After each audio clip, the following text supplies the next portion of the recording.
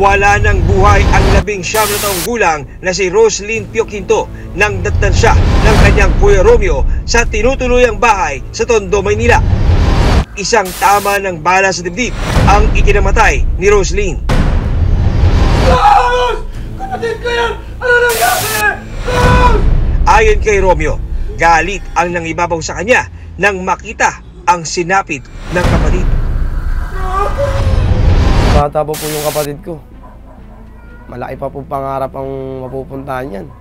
19 pa lang po yan, ginanya niya na.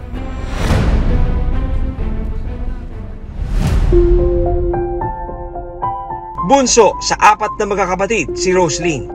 May isang anak si Roslyn sa dati niyang kinakasama. Kaya gayon na lamang daw ang pagsusumikap ni Roslyn na maghanap buhay para sa anak. Meron na rin siyang presyo. Madali lang, di ba? Madali lang po pala, ate. Ate, salamat ha.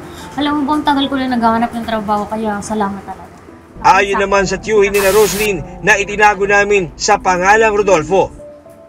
Nobyembre noong nakarang taon, inalok si Roslyn ng trabaho ng isang babae na nakilala lamang nila sa pangalang Rhea. Ang kwento kasi po sa akin ng pamangkin ko, inalok mo daw siya ng Rhea na kinakasama nung na papayag ka ba na magbantay ng bahay tsaka ng computer shop, trabaho. Pumayag naman po siya. Sabi niya, magtatrabaho na ako. Kung saan naman yun? Papera nga yun niya eh. Sabi niya, 700 daw isang araw eh. Ayon kay Rodolfo, pagmamay-ari ng isang Bart Carino ang nasabing computer shop. Yung tita na shop lang. At si Rhea ay kinakasama naman ni Bart. Thank you. Roslyn! Yes po. Bart, si Roslyn nga pala, bago nating tagabantay. Roslyn, si Bart. Jowa ko. Siya yung may-ari ng computer shop na to. Hello po, good morning po. Good morning.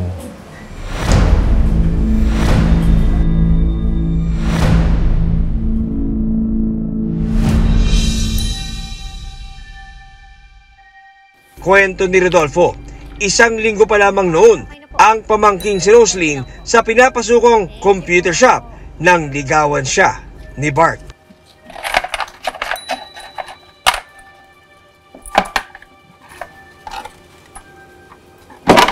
Uy, Bart, ano ba? Bakit? Si Rhea ba? Psst. Ayos na sa kanya yun. Ano naging ayos yun? Igagawin mo akong kabit. Payag naman si Rhea yun. Basta, sa gabi, sa kanya ako. Sa umaga sa'yo.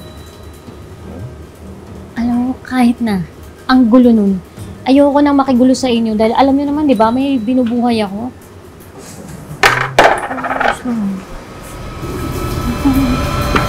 Na-deposit ko na sa bangko yung pera. Sige, uwi ka na. Ako na dito. Bart, yung usapan natin. Hintayin kita mamaya ng gabi sa bahay, ah. Ngayon, lumalabas sa kanya, siya yung kabit. Ngayon, ang sabi niya pa sa amin, siya yung pang-araw. Yung isa, pang-gabi. May oras pa nga sila eh. Pag 5:30, kailangan nandito sa panggabi na siya eh. Tama ba yun? Hindi na tama na gawain ng mag-asawa yun na ganyan eh. Dalawa kayo. Sabi ko, ano ba yan? Mayaman na mayaman ba yan para gumawa ng ganyan? Tsaka ba't tanggap ng isa, tanggap ka rin, di ba? Bagamat hindi sang-ayon sa nasabing setup, walang nagawa ang pamilya ni Roslyn kundi tanggapin ang desisyon niya. Dalawin na po ng paghihirap niya. Kasi yung asawa niya dati walang trabaho. Dala lang ng sobrang gipit. Kaya niya po ginagawain na parang kumapit na rin po siguro. Ayon sa barangay, kilalang negosyante si Bart sa kanilang lugar.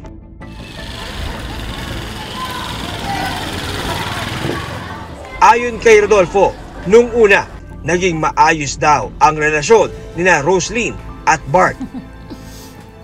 Ang ganda naman po ng bahay niyo, ate.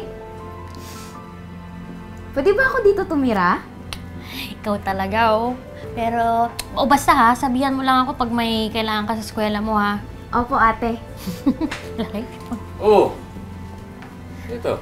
Bart, si Becca pala kapatid ko. Becca, si Kuya Bart Hello mo. po. Hello. Bumisita lang siya dito, tapos ihahatid ko na din. Ah, ganun ba? Teka. Oh, Ay, thank you po. Nag-abala pa po kayo. syempre naman. Oo, sige, ihatid ko lang to sa kanto ha. Po nakikita naman namin siya na maayos naman yung ano niya, yung trato sa kanya. Tapos dinadalaw po namin siya na okay naman. Dati po talaga siyang walang-wala. Ngayon po, nagulat na lang po kami na nagkaroon po siya ng ganun. Pare, talo tayo. Ikaw kasi. O ano, talo ba? Matindi ba laban? Bawi na lang kayo bukas, may bukas pa naman. Nawawala kasi. Di mo ko tinulungan. Pero kalaunan, lumabas daw ang pagiging seloso ni Bart. Sino nagsabing pwede kayo maglandian sa shop ko? Sorry, kuya.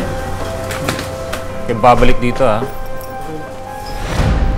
Hindi na siya umaalis ng bahay. Parang doon lang talaga sa bahay kasi may computer shop po. Hindi siya pwedeng umalis. Hindi kita pwede mag-umalis talaga yan, ha? Ano ba? Wala namang ginagawa yung dalawang yun eh. Nagpurmahan ka! Ano? Ano ka ba? Anong sinasabi mo ha? Umpisa pa lamang pala ito ng mabait na sasapitin ni Roslyn sa kamay ng kinakasama. Kaya sa akin ka lang, ha? Hindi ka pwedeng angkinin ng sino mang lalaki. Ano ba? Nasasaktan ako, Bart.